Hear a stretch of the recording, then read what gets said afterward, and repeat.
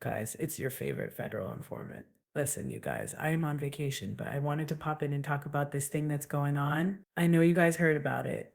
A lot of people have questions. I wanted to come and address it. If you guys don't know, Diddy told the defense and the prosecution that he wants them both to turn in similar cases like Diddy's. Okay. And by similar, it means you got convicted of one or two things of the Mann Act and you had no criminal priors, okay? Now, a lot of the Diddy goons, the Diddy idiots were like, ooh, did he go and walk? He ain't even doing jail time. To which I said, okay, stop. Okay. Diddy might have beat Rico, and it was a crushing blow to victims, to women, to anybody that doesn't stand with abuse, right? Did he beat Rico? But there's more to that story, but let's stick on topic, okay? And apparently the jury said, we don't care what happened with Jane and Cassie, but because you were their boyfriend or their man, I guess you own them and you can do what you want. However, the one thing that kept coming up that a lot of people overlooked was that he was convicted on two major sex crimes. The Mann Act, they are major federal crimes, okay? And I did some research. I talked to my legal people and I took notes. So, whenever I take notes, this is going to be good. Okay. Now, what did the judge ask for? He asked for comparable case law or statistics on similar man convictions. Now, first of all, this request is not unusual, but it is never neutral. It usually signals one or two things. One, that the judge is exploring options to justify a lighter sentence or release, especially if they're asking about parole eligibility, probation, or sentencing ranges. Two, the judge is building a case for why Diddy should not get leniency. By establishing how others were treated in similar cases, they could argue that letting Diddy off lightly would be inconsistent or unjustified. So the big question, all right, I'm actually being texted like Tessa. So the big question is what context the judge asks us in. And the thing is, if we look at the Diddy case, this is where things get tricky. The judge has already denied bail and called Diddy violent. He read him to filth. The judge was not happy, okay, and said his community ties made him more dangerous, not so it's going to be hard for Diddy to rebrand himself. The judge also has letters from multiple victims who explicitly said he's a threat and allegedly wielded violence as a means of control. Diddy has access, money, and potential leverage over witnesses, and the judges don't like to be made a fool of. And if Diddy walks and does something shady again, and I think he actually will do something shady again, it reflects directly on the court. And you guys listen, the verdict of the jury threw us for a loop, but the fact that the judge said all this in court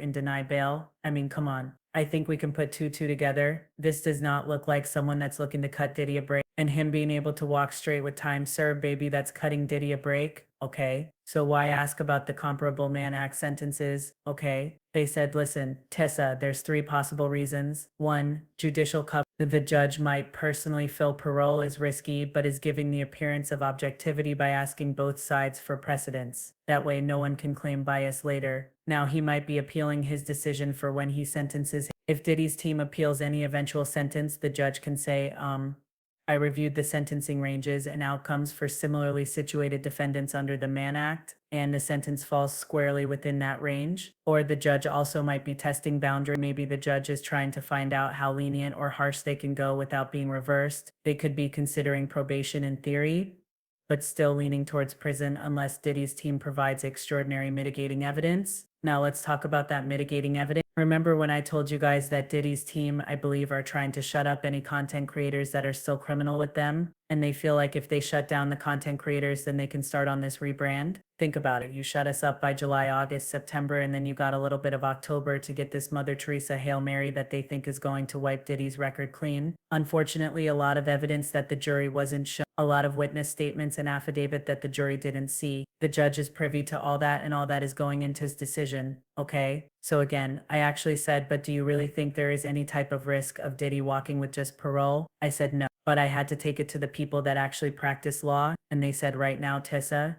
it is super low. And I'm like, okay, but why? Because y'all also said it was super low that he was going to beat the Rico charger. Well, that's not true. They said the Cassie charges were super low. They said one, the Mann Act is a serious federal charge, and even though it's sometimes used strategically in civil or hybrid cases, judges take it very seriously when paired with violence and pattern behavior. Judge Aaron, when did he was asking for bail, said not only is he violent, but there is a pattern of violence. Public sentiment, they also will take this as low because public sentiment and visibility are sky high, and the DOJ knows this is a credibility test. Again, remember Maureen Comey said this is chilling for victims. It will have a chilling effect. And if the judge already said Diddy is violent and a threat and denied bail and then suddenly letting him walk would make the judge look wildly inconsistent unless new facts came to light. So what do we think about the judge? This is just my personal take. I think the judge is doing due diligence checking to see if there's any legal wiggle room, but based on prior comments, it sounds like this judge already sees Diddy as a danger, and it's just asking for case comparisons to legally reinforce whatever sentence he's already decided on. So unless Diddy pulls a legal rabbit off the hat,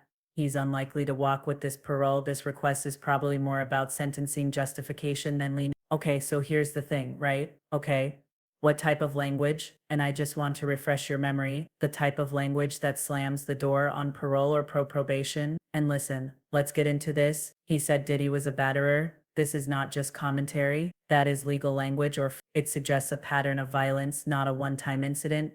And the judge is accepting allegations as credible and may be treating them as established facts for purposes of sentencing or bail decision. And it undercuts any claim that did violent behavior is isolated, provoked, or misunderstood. Judges should casually just don't throw out that word unless they want it to stick around on the official record. He also said your client admitted he is violent and tried to preemptively enter a batter program. This is huge because pre-sentencing rehabilitation attempts like enrolling in a battery program are often seen by judges as damage control and not sincere. The fact that Diddy knew to enroll in that program shows consciousness of guilt. He anticipated legal trouble. Admission of violence undercuts any "I didn't do it" or "this was exaggerated" defense. And if the judge believes the admission wasn't just PR but rooted in truth, it justifies custodial sentencing over any community supervision. Okay, now also the judge said this type of violence comes suddenly, quickly, and with no warning. That's a judicial finding of dangerousness. They said that the phrasing means that the judge believes that he is not in control of his violence and that his behavior escalates. It's impulsive and it's unpredictable. Judges use this language to justify detention, especially in bail or sentencing memo. It also implies that even if he's calmed down, he could explode at any moment, which is true, and we can't risk that in the community. That is a direct argument against probation. Now, when you hear all that, I have to ask you, does this sound like a judge that's going to let Diddy? I mean, let's be serious. Even though I'm scared for the Diddy goons, what are they going to do? Hold a visual, be standing outside with a boombox begging for him to be let out of jail. I can't wait to see this. They said so again. I don't think it does. Or actually, absolutely not. If anything, a judge is building a sentencing record that says even if this man has money, power, and influence, he is violent, he is dangerous, and he is incapable of safely existing in the community. He tried to game the system with a batter program. He admitted what he did, and I'm not playing along. Again, these statements make it legally and politically almost impossible for the judge to grant parole without massive backlash or risk if Diddy reoffends or contacts a victim after release. It's on the court. This isn't a judge looking for an excuse to show mercy. It's a judge locking in a narrative of violence, manipulation, and danger. Any future sentencing or probation denial can be backed by this exact language. So unless something drastic changes, probation or parole is extremely unlikely. You're watching a legal system slowly setting the foundation for a multi-year custodial sentence, or at the very least strictly monitored. Okay, strictly monitored movements. Again, listen, at the end of the day, I don't know. It is what it is. We are expecting that Diddy will actually do some jail time. I don't think that the judge is actually going to take the time and go through all this and make all these notes just to let him out on the public. Now, did he really offend? That's a different subject. I 100% think thinks he will, but you never know. Maybe in Mark Agnifilio's loving arms he has found a new version of himself, because we know that Mark is doing his best to uplift that man. Anyway, y'all, let me know what you think in the comments. I'll talk to y'all later.